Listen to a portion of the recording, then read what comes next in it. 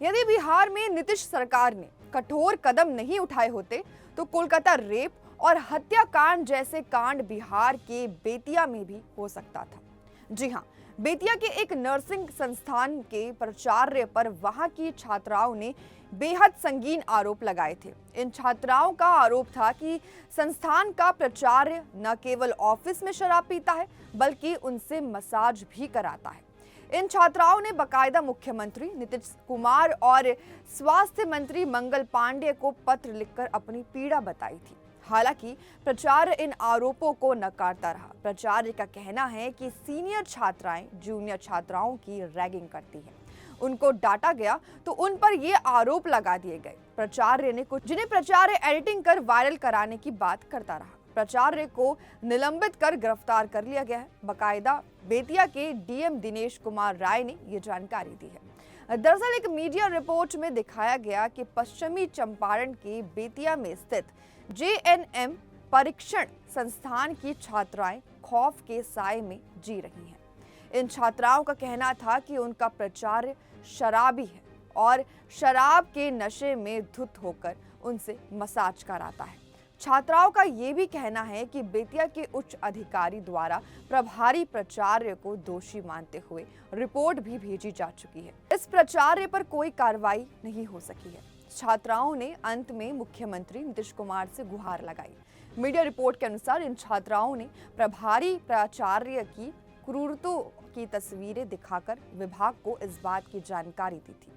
पता चला है कि छात्राओं की शिकायत के बाद नर्सिंग संस्थान के निदेशक प्रमुख डॉक्टर सुनील कुमार झा ने इस मामले में बेतिया के सिविल सर्जन को जांच का आदेश भी दिया था। जांच के बाद बेतिया के सीएस ने प्रभारी को दोषी मानते हुए अपनी रिपोर्ट भी भेजी थी। पर हैरानी की बात यह है कि इस प्रभारी प्राचार्य पर अब तक किसी भी तरह की कार्रवाई नहीं हो सकी थी। प्रभारी प्राचार्य की कुछ तस्वीरें भी वायरल हो चुकी है।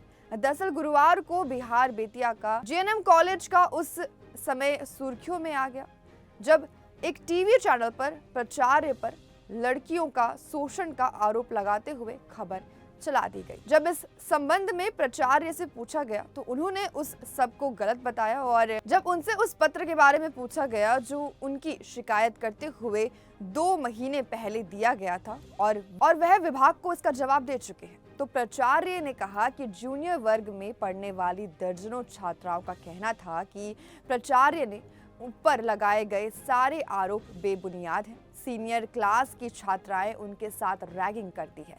जब प्राचार्य उन्हें डांटते हैं तो झूठी कहानी बनाकर उन्हें बदनाम किया जा रहा है।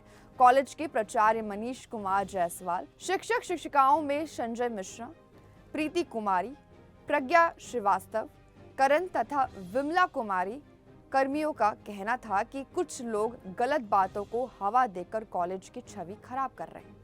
ऐसे में प्रश्न उठता है कि जो तस्वीरें वायरल हुई हैं उनकी हकीकत क्या है। दरअसल बिल्कुल इसी तरह का मामला कोलकाता के आरजीकर मेडिकल कॉलेज का है।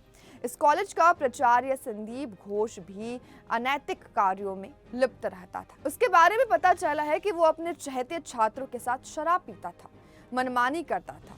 उसके खिलाफ भी छात्राओं ने तमाम शिकायतें की पर उसका कुछ बिगड़ ना सका, जिसका परिणाम कोलकाता रेप और हत्याकांड में सामने आया।